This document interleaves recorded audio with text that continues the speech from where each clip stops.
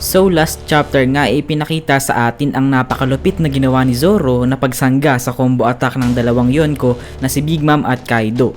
Naipakita din sa atin doon ang ginawang strategy ng mga supernovas upang matalo si Big Mom. At nabitin nga din tayo last chapter dahil hindi nga natin alam kung ano na yung mangyayari kay Luffy dahil tinamaan nga siya ng 3 Realms Ragnarok ni Kaido at mukhang bumagsak nga siya dito. So guys, dito nga sa chapter 1010 ay masasagot ang madaming katanungan kabilang na ang tanong, natalo na ba si Big Mom o may magliligtas sa kanya mula sa pagbagsak niya sa tubig? Ano na ang gagawin ni Luffy? May magliligtas ba sa kanya mula sa finishing attack ni Kaido? So alamin nga natin yan dito sa ating chapter 1010 review para sa One Piece manga na pinamagatang Conqueror's Haki. So bago nga tayo magsimula, make sure na nakasubscribe na kayo sa aking channel. Madalas akong mag-upload ng videos about sa Naruto at Boruto manga. At ngayon nga ay nagsimula na din akong gumawa ng One Piece manga content. So kung gusto mong maging updated sa Boruto manga at One Piece manga, mag-subscribe ka na.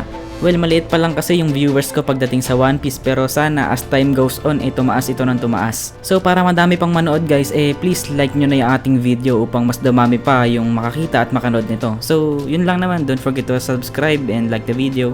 And with all that being said, let's first roll the intro. Diba yak? What a bad day, pushing to a new light. 3700 years now I'm free. Look at all the changes all around, I can't lie. But you know my friends, they all got me. Cause we soak up in the stone age. Gotta find a way to get back to the more days. When the time makes them ramen through the cold phase. Anything to get back to the more ways, always.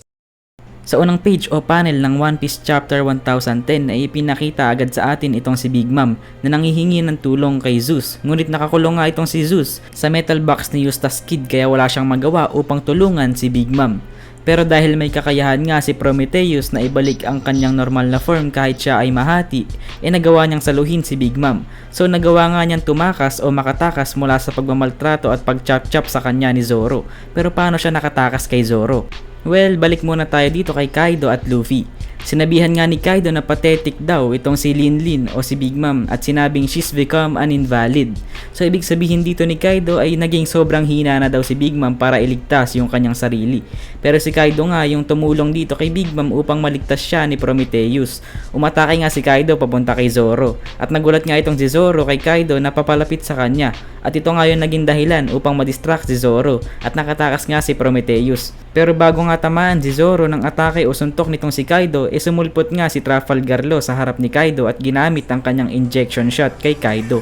Napaag o napaungol o nasaktan itong si Kaido. So ibig sabihin nga ay tinablan siya nitong injection shot ni Nilo. Gomen.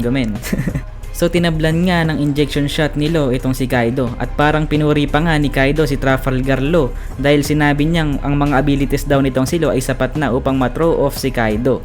So nagpapanik nga itong si Zoro matapos siyang tulungan ni Law dahil ba't daw hindi na lang hinabol ni Law si Prometheus para pigilan itong maligtas si Big Mom. Pero sinabi nga ni Killer na sapat na daw yung ginawa nila. Sinabi naman ni Eustass Kid na ang plano lang naman daw talaga nila ay paghiwalayin si Kaido at Big Mom at kontento na nga sila dito. Sinabi din ni Law na hayaan na lang daw yung na nakatakas si Prometheus dahil mas mahalaga daw yung buhay ng bawat isa sa kanilang supernovas kesa sa kanilang plano. Meaning ayaw niyang masacrifice si Zoro kapalit ng pagiging successful ng kanilang plano. Then ipinakita nga sa atin dito ang conversation ni Prometheus at Big Mom matapos siyang mailigtas. Pinuri ni Big Mom si Prometheus at sinabing siya daw ang pinaka-cute sa lahat ng homies. At pinakita niyang galit siya kay Zeus dahil useless daw itong si Zeus. At agree naman si Prometheus dito.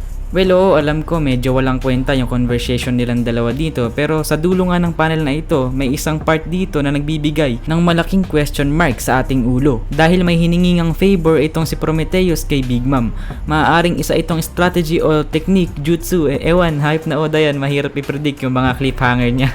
So as I said nga, mahirap ngang isipin kung ano yung kanilang binabalak. Pero napagtanto nga nitong si Eustass at Killer na may nangyayaring phenomenon sa mga ulap. So maaaring ito nga yung binabalak ni Prometheus at Big Mom pero hindi pa rin natin alam o hindi pa rin malinaw sa atin kung ano talaga ito. So kung meron kayong idea comment ko lang yan sa comment box below. So next panel nga ay ang first appearance ni Luffy sa chapter na ito. Nahimatay si Luffy gawa ng 3 World Ragnarok ni Kaido.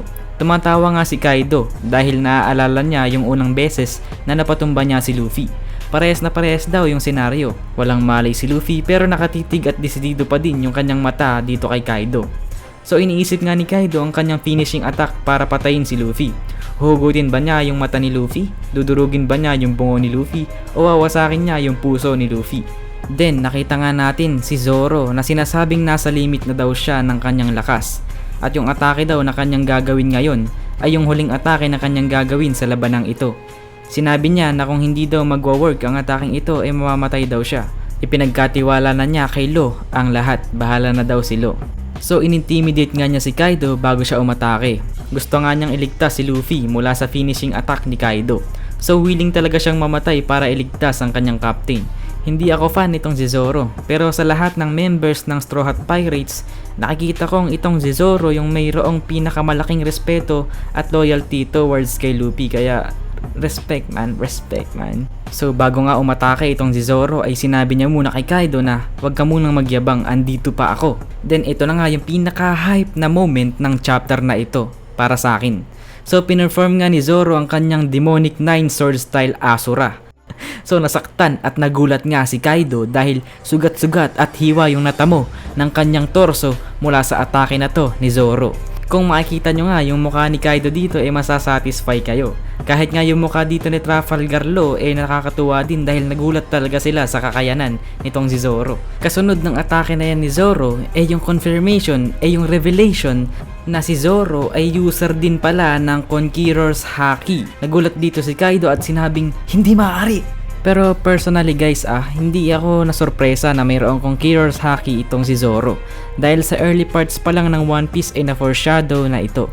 Ang pagkakaalam ko na-foreshadow ito 2 to 3 times early in the series. Pero ang natatandaan ko lang sa mga ito yung sa Sabaudi Archipelago. Noong naliligaw si Zoro sa gubat at may mga taong balak na saktan si Zoro. Pero nung nakita nila yung seryosong mata nitong si Zoro, nag-resonate ito sa katawan nila at napatayo lang sila at hindi makagalaw sa nasaksihan nila. Hindi ako sure kung yan yung exact scene pero sigurado akong natakot at hindi sila maagalaw nung nakita nila yung menacing na mata nitong si Zoro. At pangalawang dahilan kung bakit hindi ako nagulat dahil Zoro has it takes to be able to attain Conqueror's Haki. Dahil meron nga siyang strong will to be the greatest swordsman. So kung ano yung will ni Luffy na maging Pirate King ganun din yung will ni Zoro pero nakapunto lang ito sa pagiging greatest swordsman. So ang pangatlong reason kung ba't hindi ako nagulat dahil first mate nga ni Luffy itong si Zoro. Katulad ni Rayleigh na first mate din ni Roger. Kumbaga expected na ito para sa first mate or vice captain ng future Pirate King. So balik tayo sa manga. So nalito nga itong si Zoro sa sinabi ni Kaido dahil hindi din niya alam sa sarili niya na user pala siya ng Conqueror's Haki. Sinabi niya na wala daw siyang ibang ginawa kundi ibigay ang lahat ng mayroon siya sa ataking ginawa niya. At umaasang maging sapat ito upang mapatumba ka ng kahit saglit itong si Kaido kahit papano. Then tuluyang bumagsak si Zoro. Sinabi naman ni Kaido dito na mag-iiwan daw ito ng scar kaya sapat na daw ito para kay Zoro. Pero parang sinasabi niya dito na honor na daw yun para kay Zoro. Pero alam naman nating lahat na hindi sapat yung scar lang para dito sa honor ni Zoro. Hindi ito honorable para sa isang tao na magiging future greatest swordsman in the world. Then babambuhin na dapat nitong si Kaido itong si Zoro gamit ang kanyang war club. Then sumulpot naman bigla si Trafalgar Law upang iligtas si Zoro. So guys, grabe talaga itong si Law. Hindi lang talaga siya nag-express masyado ng kanyang feelings pero matindi talaga yung care o pag-aalala niya sa mga Straw Hats. Tinuturing talaga niyang mga kaibigan ang Straw Hats. Kaya respect man, respect, balik tayo. So sinabi nga ni Kaido kay Law na wag na daw siyang magtangkang tulungan si Zoro. Sabay atake gamit ang kanyang Thunder Bagwa. Bagsak nga dito si Law, tinamaan siya At sinabi nga ni Kaido na kung kumampi na lang daw dapat si Law sa kanya, di sana daw na-conquer na nila ang buong mundo. Then may nakarinig nga dito, si Luffy. So mula sa pagiging walang malay bumangon itong si Luffy at sinabing, kumampi sa'yo? Walang kahit sino sa amin ang kakampi sa isang bobong katulad mo, Kaido. Kaibigan namin ang mga samurai. Then sinabi nga ni Luffy dito na, I'ma kick your ass boy, I'ma kick the shit out of you boy. Butubas motherfucker. Then na-recall nga ni Luffy yung time na tinuturuan siya ng Ryu ni Yogoro. So kung matatandaan nyo nga nung nagtitraining siya, lagi niyang sinasabi na that's not it. Dahil hindi niya matutunan yung Ryu. At sa chapter nga din na ito, sinabi din ni Luffy yung the same thing.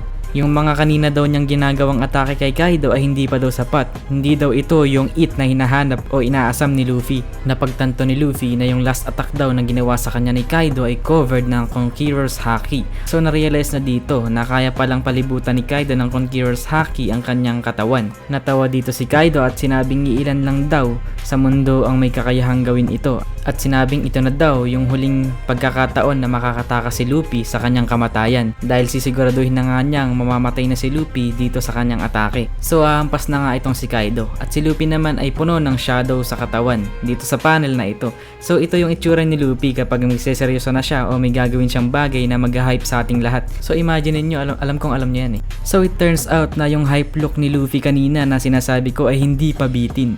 Pinakita sa atin ang sagupaan ng dalawang Conqueror's Haki. So yung ginawa dito ni Luffy ay medyo iba sa Ryu na kanyang pinagpapraktisan dahil hindi niya nilalagyan ng armament haki yung paa niya. So Conqueror's Haki lang yung nakabalot siguro dito. So nagulat nga si Kaido na dahil nakita niya na kaya din palang gamitin ni Luffy yung ginagawa niyang pagbalot ng Conqueror's Haki sa kahit anong parte ng katawan o armas. Then masayang umatake si Luffy at sinuntok si Kaido sa dibdib.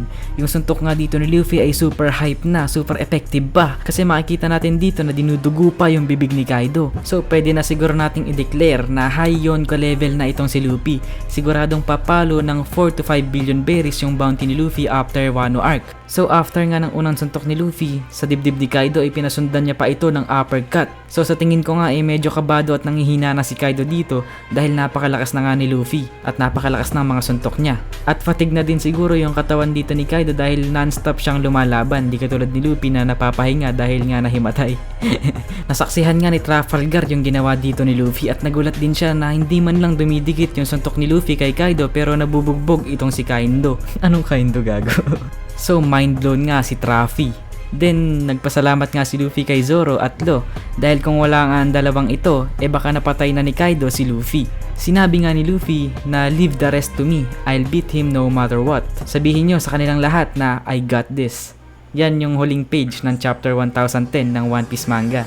So para sa akin nga ito yung pinaka the best chapter sa buong Wano arc dahil maganda nga yung labanan, malakas yung kalaban, tas dito pa ni-reveal yung Conqueror's Haki ni Zoro, tas pinakita sa atin yung malalakas na atake ni Luffy. Basta maraming pinakita sa atin dito sa chapter na ito na hindi natin nakita sa mga dating. Basta isipin nyo, manga pa lang hype na, diba? Paano pa kaya pag inanimate na yung mga pangyayari dito sa One Piece manga latest chapters? Baka yanigin na naman ng One Piece ang mainstream anime media. May plus points pa yung napakagandang animation ngayon dahil sa Wano arc nga ay sobrang lupit ng animation kumpara sa dating mga arc, diba? So yun lang naman guys para sa ating video ngayon. Kung nag-enjoy ka kahit papano, kahit konti sa aking chapter review, please subscribe to my channel, like the video, at kung pwede, i-share nyo ito sa mga friends nyong One Piece fans para makilala naman nila ang aking channel kahit papano. Dahil proud nga ako sa sarili ko na kaya kong magbigay sa inyo ng One Piece content na mas maganda pa kaysa sa mga mas sikat sa akin pagdating sa One Piece content.